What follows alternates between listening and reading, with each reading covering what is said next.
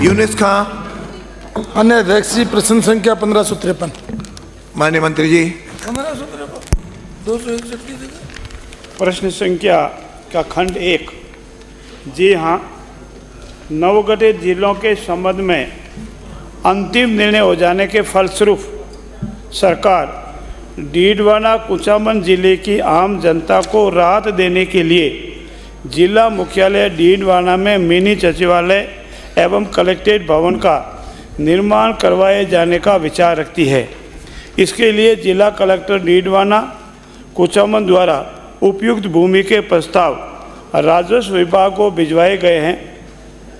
आवंटन के जाने के उपरांत मिनी सचिवालय अथवा कलेक्ट्रेट भवन के निर्माण की कार्य योजना प्रारंभ की जाएगी। खंड 2। जी हाँ, डीडवाना जिले में जिला स्तरीय राजकीय कार्यालय हेतु भूमि चिन्हित कर ली गई है। जिला कलेक्टर नागौर द्वारा मौजा मंडा बासनी के खसरा नंबर 1494/1487 रकबा 19.02 हेक्टर गैर मुमकिन गोचर में से 8 हेक्टर भूमि राजकीय कार्यालय हेतु आरक्षित किए जाने का प्रस्ताव राजस्व विभाग को भिजवाए गए हैं। आवंटन किया जाना प्रक्रियाधीन है। खंड 3। नवगठित जिला मुख्यालय डीडवाना में 26 जिला स्तरीय कार्यालय स्वीकृत नहीं होने के कारण उनका संचालन किया जाना शेष है। बाकी सबका हो रहा है, जिसकी लिस्ट परिशेष अ पर अवलोकनीय है। उक्त कार्यालय का संचालन संबंधित विभाग द्वारा स्वीकृति उपरांत किया जाएगा। धन्यवाद। माननीय अध्यक्ष, माननीय सदस्य। माननीय अध्यक्ष जी, आपके माध्यम से सबसे पहले तो मैं वर्तमान मुख्यमंत्री श्रीमान भजनलाल जी को धन्यवाद दूंगा कि हमारा डीडवाना जिला बरकरार रखा। लेकिन हमारे पूर्व मुख्यमंत्री श्रद्धेय भैरू सिंह जी शेखावत के समय ये शुरू हुआ और वसुंधरा जी के द्वारा ये प्रक्रिया लगातार चलती रही और आज हमारे डीडवाना में लगभग करीब भूमि और भवन सब कार्यालयों के हैं। मिनी सचिवालय का भी प्रोसीजर 2017 में शुरू हुआ था माननीय अध्यक्ष जी, और वो पत्रावली में जो ज़मीन है गोचर की, उसके बदले हमने वन विभाग की ज़मीन ली, वन विभाग को दे दी एक पंचायत की ज़मीन, और वो प्रक्रिया भी पूरी हो गई और वो ज़मीन का खाली नामांतरण नहीं हुआ। सरकार बदल गई और 22 होकर के भूमाफियाओं को फ़ायदा देने के लिए हमारा जो उस समय पैसा स्वीकृत था। प्रश्न पूछो।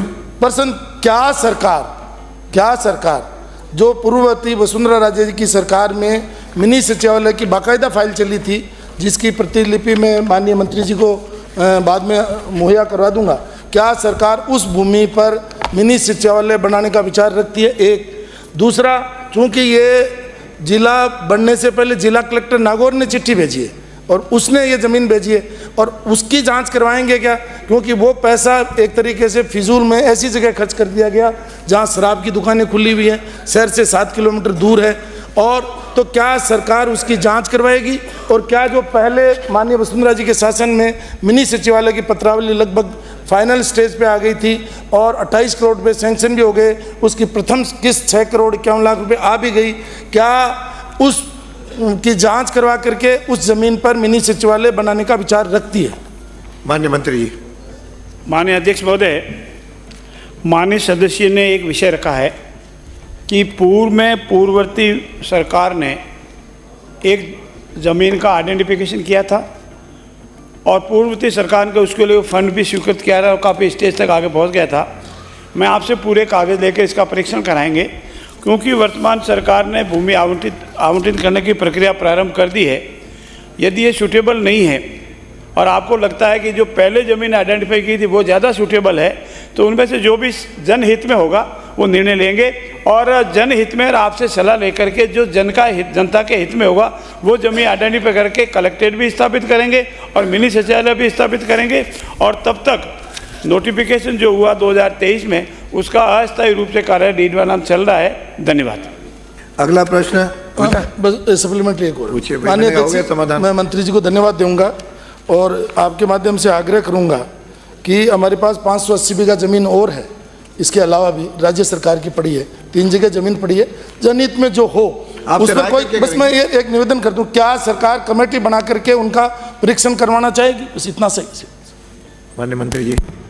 सरकार के अधिकारी जिला कलेक्टर से लगा करके सभी सक्षम हैं।